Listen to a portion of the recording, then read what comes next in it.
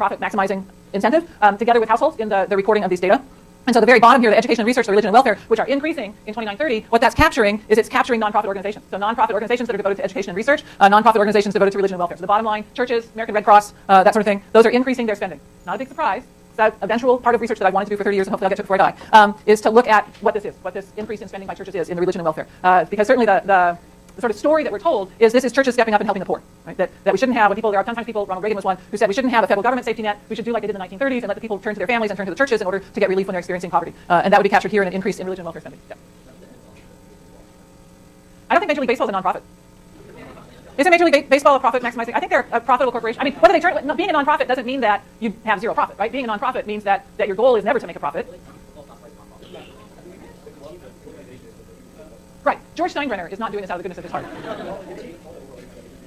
Yeah. The issue is whether or not, today the issue is whether or not your donations to that organization will be tax deductible. So do they have a 501c3 determination letter from the IRS? So whether the MLB has, Major League Baseball has a 501c3 determination letter, I don't know. Yeah, way up high. Robert, right? No, Rob.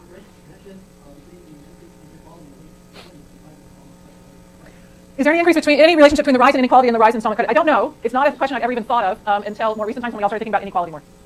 It would be interesting to see if some of the contemporary work that's being done would apply back to the 1920s. It's harder because the data sets are sparser for the 20s. You really need family level data. So, all right, what else do I want to say? All right, net investment, negative net investment. So net investment is defined as the difference between gross investment, that's the I that's in C plus I plus G, the difference between gross investment and depreciation. Depreciation is a dollar value that we attach to the using up of machines and buildings in any one year. So it's an accounting thing, an accounting device. People who've taken accounting can be much more precise than I need to be right now. But it's basically a way of saying, look, I'm going to buy this $1,000 overhead here. We think it's going to last 10 years. And so that means a $1,000 machine, 10 years, 1,000 over 10 is 100 years. And so we're going to say that $100 worth of this value of this machine is being used up in any given year. If the purchases of machines simply replace the existing machines, then gross investment and depreciation will be the same. So if the university buys 10 of these things, or has 10 of these things and buys one new one every year, then the net investment would be zero because they're replacing one of these machines every year. When the amount of machines and buildings, machines that are being purchased and buildings that are being constructed, when that amount is less than depreciation, it means that the stock of machines and buildings, the stock of physical capital is going down. In that case, we have a positive value for gross investment. They're still buying machines and constructing buildings, but they're not replacing the existing stock fast enough. So the total stock of machines and buildings, the total number that exists in a snapshot sense, is going down. So net investment less than zero means that the gross investment is less than depreciation, means that we're not even replacing the amount of capital. If you think back to our wonderful little production function that you love so much, just do this one. What we're talking about is when net investment is negative, it means the K in this capital to labor ratio is decreasing over time. So negative net investment is the same thing as saying the total stock, K, of machines and buildings is decreasing from one year to the next. When net investment is positive, gross investment is more than depreciation, the capital stock is increasing. That uppercase K in the production function is getting larger over time. One of the hallmarks of the Great Depression is that net investment goes negative 1931 through 1934. So the amount of machines that are being purchased and buildings that are being built in 31, 32, 33, and 34 is so small that they're not even replacing the machines that are wearing out and the buildings that need to be knocked down. Negative net investment. Government spending. Government spending, here we look at the budget surplus or deficit. So when there is a negative number, it's a deficit. When there's a positive number, there's a surplus. So in this table, the first line, the federal government has a surplus of $1.2 billion in 1929. The state and local governments all combined have a two-tenths of a billion, $200 million deficit. Add together federal, state, and local, and you get a $1.0 billion surplus for all the levels of government combined in 1929. When we're talking about whether government policy is expansionary or contractionary, what matters is not whether or not there is or is not a deficit. What matters is the change from one year to the next. So the budget balance going further into deficit, so moving down to the left, right, along the number line, that's expansionary policy. So if you figure the budget balance, here's your budget balance, here's zero, down here is deficit, up here is surplus.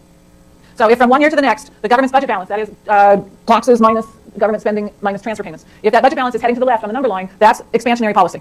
If that budget balance is heading to the right on the number line, that's contractionary policy. Did I do that right? I did that right, yes. So the more negative it is, the more spending that's going on, the greater the contribution to GDP, the more jobs are being created and not being sucked back out by taxing. The bigger the surplus, the more contractionary policy is. So what matters is whether or not policy is expansionary, that is whether that deficit is increasing. Policy is expansionary in 30 and 31, thus go from a surplus to a deficit, from a deficit to a larger deficit, but then policy becomes contractionary. So they start to shrink the deficit starting in 32 and then again in 33. We're going to come back and look at a longer span of this data, I think probably on Thursday.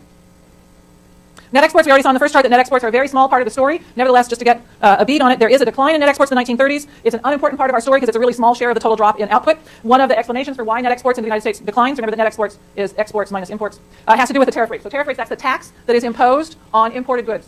If you want to discourage imported goods from coming into the country, you're going to tax them pretty heavily. So if it costs you an extra $10,000 in taxes to buy a Toyota that's made in Japan, you're less likely to buy a Japanese-made Toyota and more likely to buy a Ford, assuming it's made in the United States. Okay. So what's happening? Well, the average rate on goods is going up. There is an increase in the tariff rate from 28 to 32, so we're becoming more protectionist. That is, we're trying to discourage imports. If we look just at, in the right-hand column, if we look just at the goods that have a tariff applied to them, so when it says the average rate on dutiable goods, it's like, let's ignore all the zeros. There's a whole bunch of stuff we import where there's no tariff, so the tariff rate is zero. Those zeros are included in column 1. Those zeros are excluded in column 2. If we look just at the goods that have a tariff on them, those rates are going up, 1928 to 1932.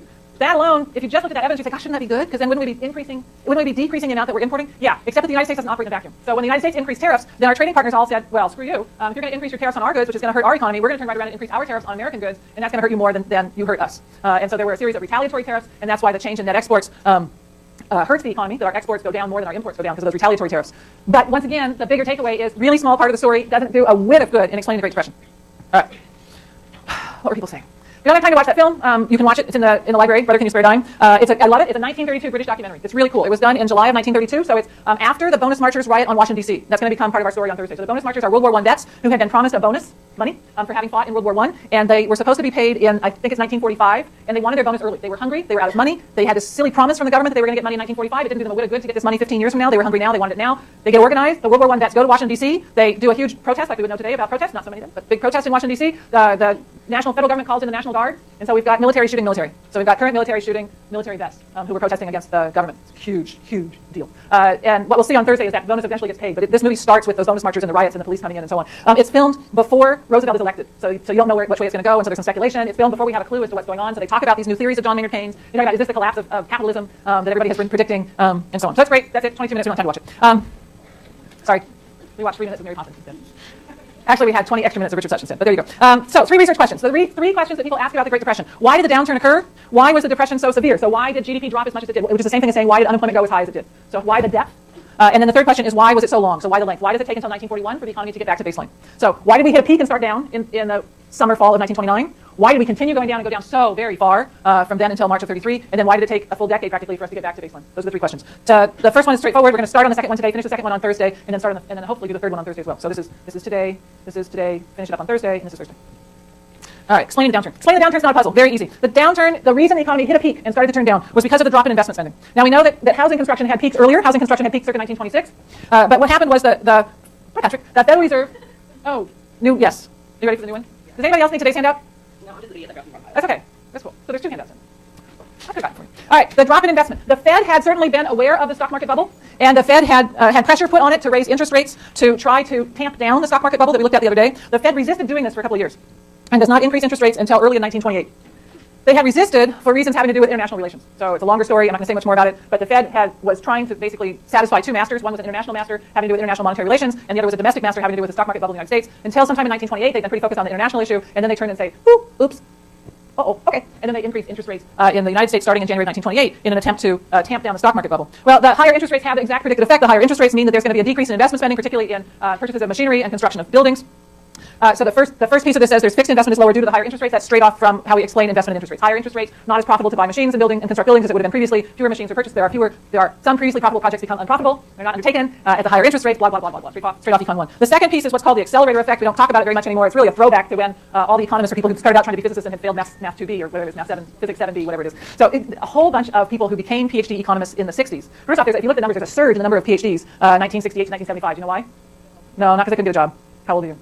Vietnam, that's right. So the way to get a deferment from the draft was to stay in school. So there's a whole bunch of people who stayed in school and got PhDs because then they got not just the 4-year deferment while they were getting their bachelor's degree, they could probably stretch it out to 7-year deferment while they were in graduate school. So there's this huge surge, particularly in men getting PhDs in the late 60s, early 70s. A lot of the guys who got PhDs in economics in that period had started out as physicists. Didn't work out so well. And so we have all this language, right? So we talk about the velocity of money. Wow, where's that from? From this room, right? It's from when they were in physics room. We talk about the accelerator effect. What's that from? It's from LeConte, right? It's from when they were in physics. So the idea of the accelerator effect is that it's basically a second derivative issue. So the idea is that investment spending, how many machines a business is purchasing, responds not just to whether sales are increasing, first derivative positive, but the rate at which they're increasing. And so if sales are increasing at, say, 8% per year, that's going to indicate a certain rate of expansion that a business needs.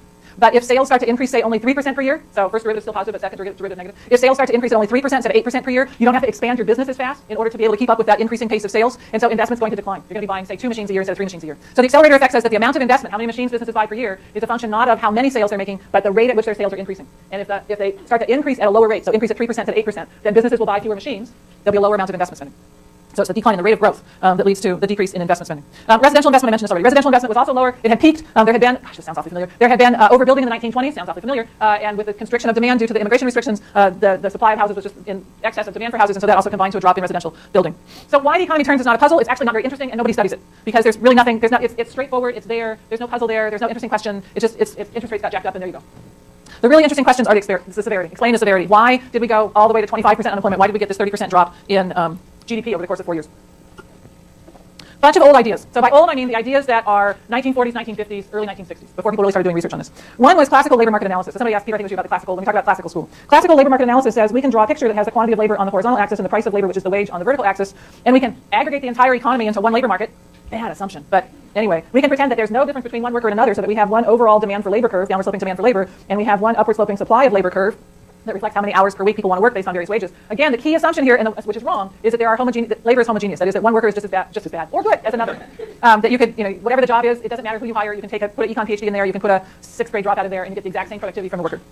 In that case, in equilibrium, the labor market would clear when the wages were at some level W star, where the supply of labor equals the demand for labor. If we have a problem where there is unemployment means that the wages must be in excess of equilibrium. So find a W1 above the equilibrium, because at any wage W1 above the equilibrium wage, you're going to have a greater quantity of labor supplied than you have quantity of labor demanded, and the difference between those two is going to be unemployment. Labor supplied, that's the people who want jobs. Labor demanded, that's the number of jobs. The difference between the two is unemployment. So this classical labor market analysis said the solution is to drop wages, and that was part of Hoover's thing. So what Hoover was saying was, we clearly got this problem. Remember, Hoover's the guy who's president. Thank you, Herbert Hoover. Hoover is president from 29 to 33. This is the prevailing thought when he's president. This is the economic analysis that he's getting. And the economists are saying the problem, the reason unemployment is going from 3 to 9 to 16 to 17 to 20 to 25% is because businesses are holding wages too high. We just need to slash everybody's wages, and if we slash everybody's wages, that'll clear the labor market, and we'll get back to W star, and we won't have an unemployment problem. And so after an initial short period in which they advocated holding the line on wages, then starting in 1930, businesses start slashing wages, and you get modal was a 10% wage cut. So sometimes 7, sometimes 12, but the mode, if you look at these reports they have on, they would survey businesses and say, did you cut wages, did you raise wages, how many people did you cut wages on, what was the percentage cut? 10%, 10%, 10%, 10%, 10%. So the modal answer is 10%. So it clearly didn't work.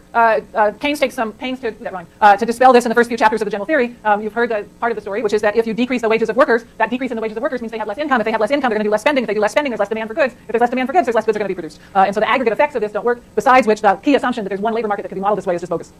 The second old story, so an old theory about the Great Depression that was out there in the 30s and the 40s and into the 50s, was business cycle theories. And so you can look up Schumpeter. Schumpeter's first name is Joseph Schumpeter's, I always say Schumpeter, but you can say Schumpeter, did this volume, Schumpeter. Schumpeter did the classic volume on business cycles. And oh my gosh, I mean, the business cycle theorists were people, and they had all these fabulous things. I read all this stuff when I was in grad school. It was fascinating. I mean, it's like going back and reading Ladies' Home Journals from the 1920s. And there were 3 different cycles. There were really short cycles, and there were moderate cycles, and there were long cycles, kind of like your biorhythms. And that if one cycle went down, but the other 2 cycles went down, the economy could recover quickly. But in a Great Depression, what happens is the Kuchen and the something else and the chondroity cycles all hit the bottom. They're all Ks. They all hit bottom at the same time. So the little cycle, the medium, it sounded like also I got the 3 theories, don't I? The baby cycle and the mama cycle and the papa cycle. If they all hit bottom at the same time, then Cinderella has no place to sleep. I think I just mixed my Goldilocks. There you go. Exactly. That the economy, that if all 3 of these cycles hit bottom at the same time, then you've got a Great Depression. If only one of them hits bottom at any time, then you have just a downturn, but you don't have a Great Depression. And then they have stories about what caused these cycles. And there was the sunspot story, which actually now that we have this whole climate change thing seems less silly than I thought it was 40 years ago. And they had just 15 different, I remember making a list one time of 15 different explanations for why these various cycles might exist. None of this was empirical work. None of this was really testable hypotheses. These were just sort of, golly, what do we think? The bottom line of business cycle theorists was you just got to suck it up and wait it out. That it's, your biorhythms go up and they go down. Maybe some exercise will help. Eat right. But generally you've got your biorhythms and you just have to sort of deal with it. The business cycles, they go up, they go down. You just kind of have to deal with it. Sometimes we get unlucky. They all 3 hit bottom at the same time. Yep, it's bad. It's terrible. But just hold on. In a decade or so, we'll be out of it. And that there was a natural boom and bust sort of cycle to the economy. Then we get starting in the 1940s and into the 1950s. We get 2 competing schools. One are the Keynesian economists. So these are old-time Keynesian economists who are, so Keynes' book is published in 1936. So these are the people who are in the first generation, very heavily influenced by Keynes. They're in the first generation. This is before Hicks has drawn the whole ISLM. We didn't even have that ISLM thing until 1951. So there's the early generation folks. They've read Keynes, and they think the takeaway from Keynes is that there's insufficient aggregate demand, but they've got a pretty simplistic notion as to what that means. I'm going to come back to that in just a minute. The competing group are the monetary economists, the people who are influenced by Milton Friedman and Anna Schwartz. And Milton Friedman and Anna Schwartz had their book, Monetary History of the United States Economy, and that's published in 1963. So these are conflicts and debates that are going on. They're very heated, like late 1950s through 1965, 68 or so. So there's a